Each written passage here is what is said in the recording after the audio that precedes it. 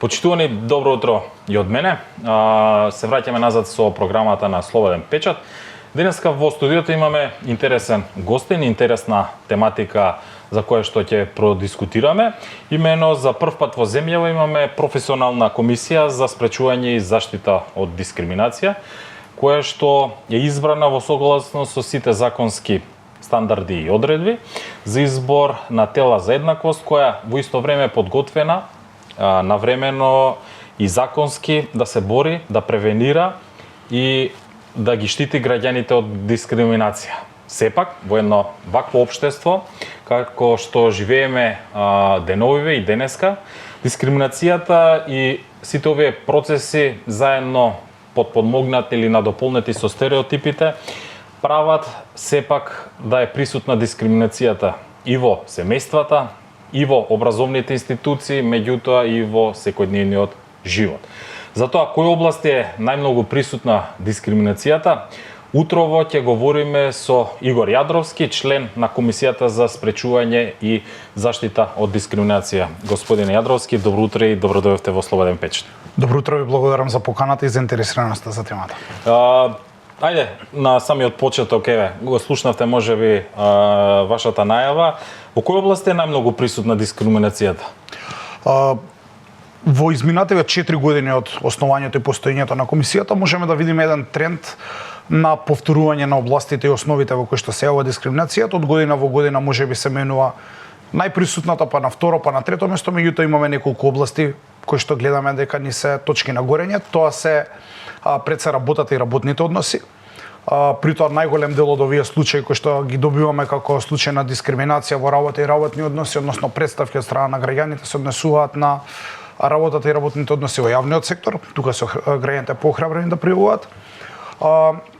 И јавното информирање и медиумите, веднаш да нагласам дека под јавно информирање и медиуми ние ги опфаќаме и социјалните мрежи, бидејќи тука се случува најчесто вознемирувачкиот говор или говорот на омраза и пристапот до добра и услуги. Овие три области не се повторуваат во изминативе 4 години како најчести области на дискриминација.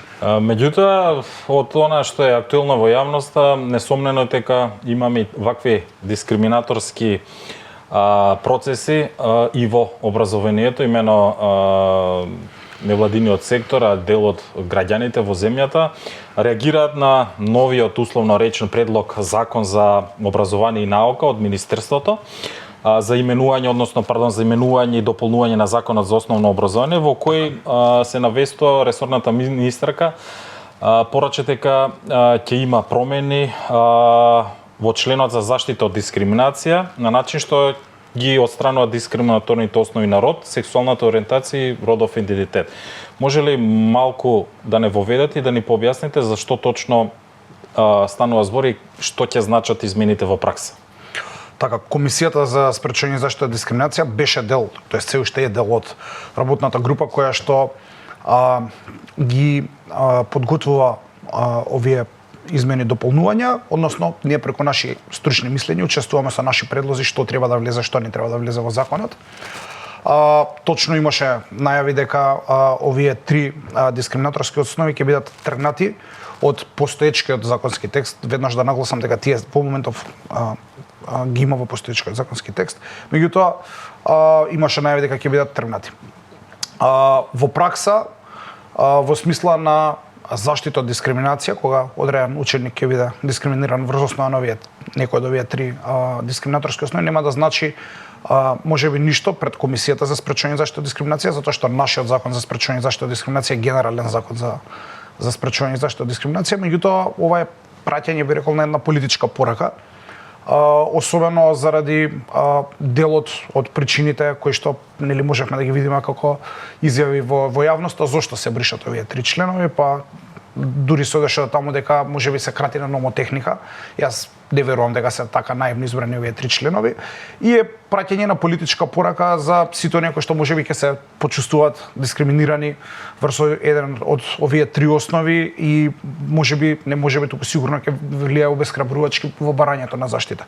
Ќе повторам, иако овие основи можеби ќе бидат изоставени во законот за основно образование, тие постојат како основи во законот за спречување и заштита од дискриминација врз основа на нив ќе може да се бара заштита пред комисијата.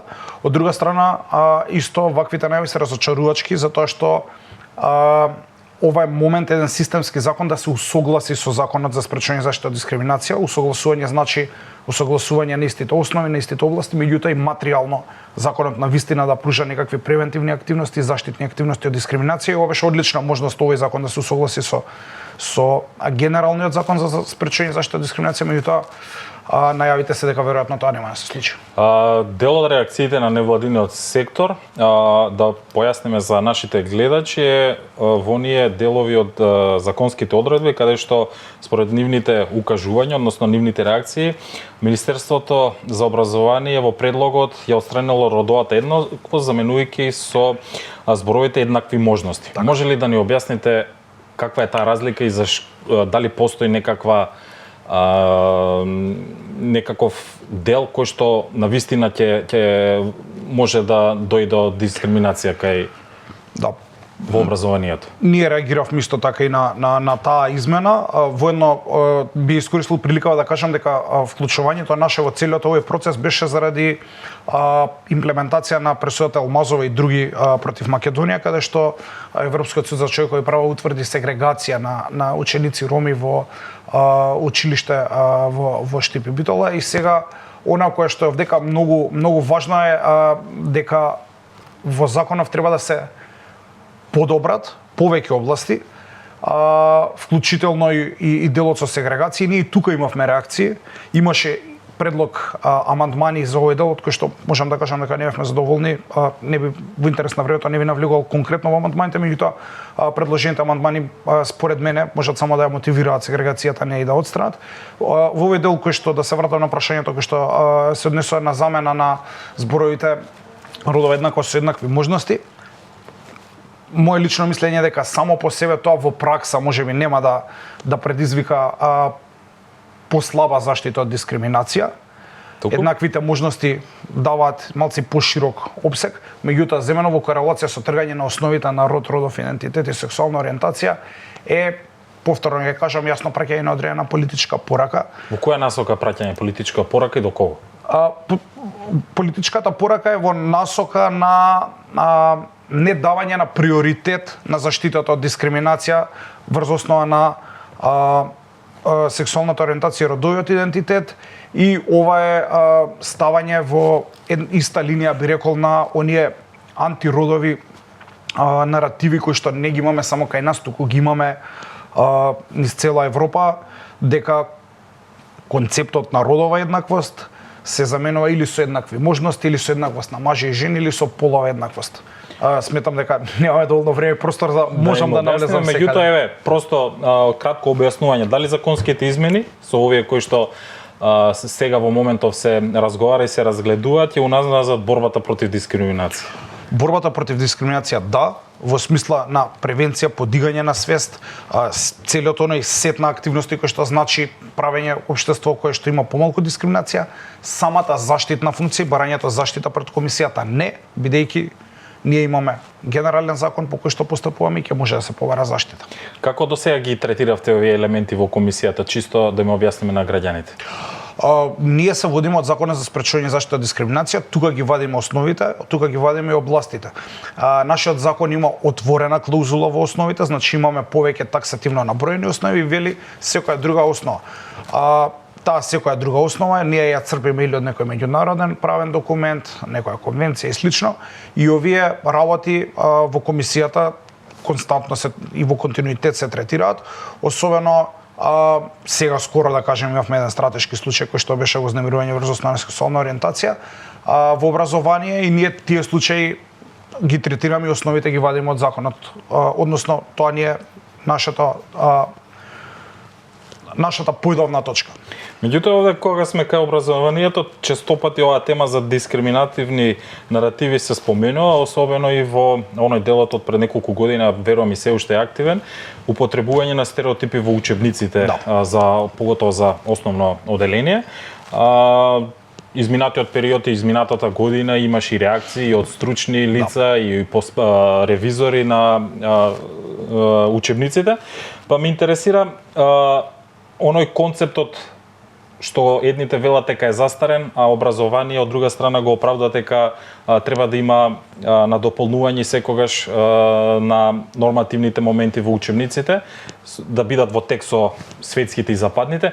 Како овие стереотипи се третират и дали има реакции? Кои се вашите информации во однос на оваа тема? Ние имаме постапувано во неколку случаи на дискриминативни и вознемирувачки содржини во учебниците. Меѓутоа да подсетиме, се извинувам што ве прекинувам, едни од оние попознатите во јавноста е во дел од учебниците, мислам по социологија беше, каде што се омаловажува улогата на девојките и жените во општеството, па дури имаат и дискриминаторски елементи. Да.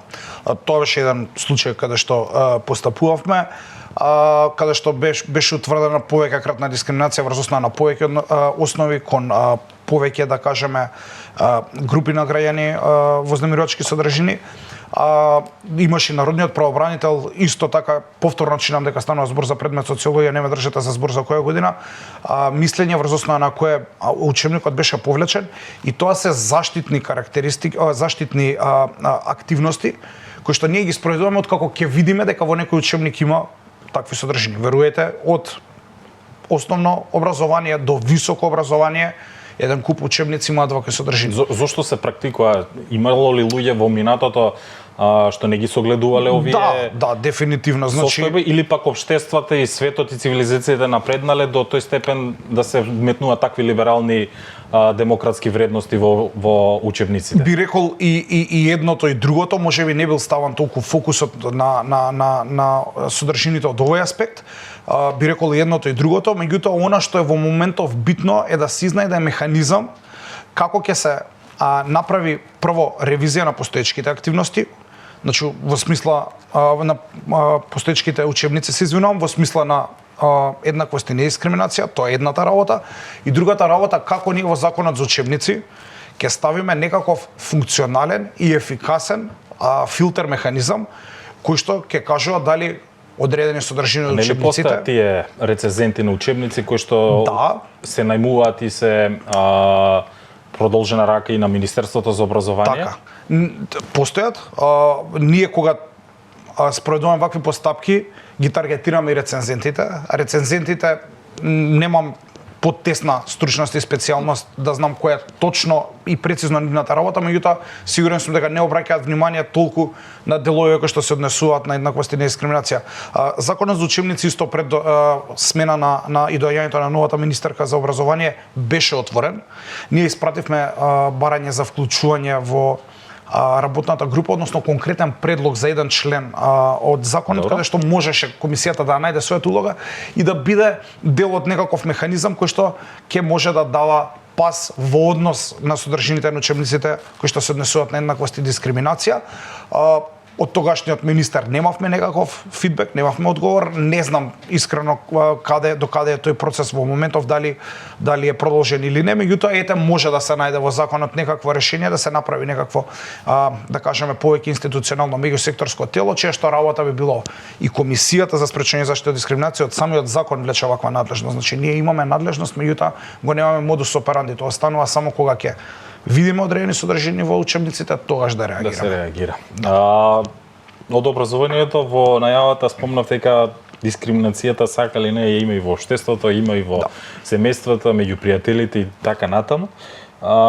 Кога станува збор општеството и оние проблеми кои што ги имавме изминатиот период со вадење на личните документи, во јавност излезе уште еден случај, меѓутоа се уште е актуелен тој случај, имено турците, македонците, македонските граѓани кои што се идентификуваат како етнички турци во земјава не можат, односно до пред извесен период не може да извадат лични документи на нивниот мајчин јазик со образложение од министерството и од надлежниот орган дека недостасуваат образци и како некоја замена или некоја компензација им се понудиле документи на албански јазик. На македонски албански, да. Македонски албански. Нели ова класична дискриминација и загушување на човечки права во земјата?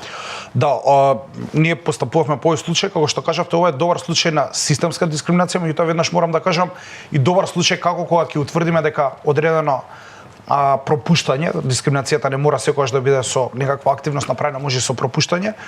Кога некое пропуштање кое што значи дискриминација е утврдено, може да го исправиме. И ова е еден добар пример исто на брзата реакција на Министерството за внатрешни работи по нашето мислење и добар пример како треба системски да ги решаваме проблемите. Имено политичка партија, мислам дека беше Демократската партија на турците. Токму така. Се извинувам да ако го утнав називот. Меѓутоа и повеќе физички лица од турска етничка припадност се обратија до комисијата кажувајќи ни дека при барањето на при поднесувањето на образците за добивање на пасош и лични карти на турски јазик, дека од самите шалтери се враќани и не им се примани барањата затоа што немало образци и ова што вие го кажавте биле упатувани да побараат документи на македонски или албански. Ние се обративме до Министерството, утврдивме фактичка состојба, утврдивме дискриминација, дадовме препорака да се изврши доволна набавка на образци на турски јазик и ми се чини дека една недела откако ние го доставивме мислењето до Министерството, добивме повратен одговор дека постапено по тој дел од препораката и дека се набавени образци.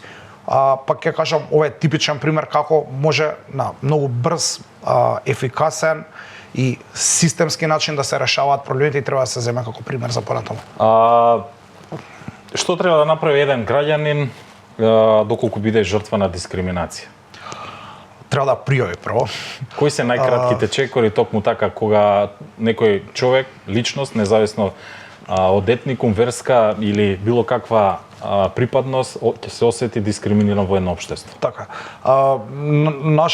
Нашиот закон не утврдува некаков посебен образец, иако ние имаме посебен образец за пријавување што треба да им олесни на граѓаните да пријават. Како може да пријават?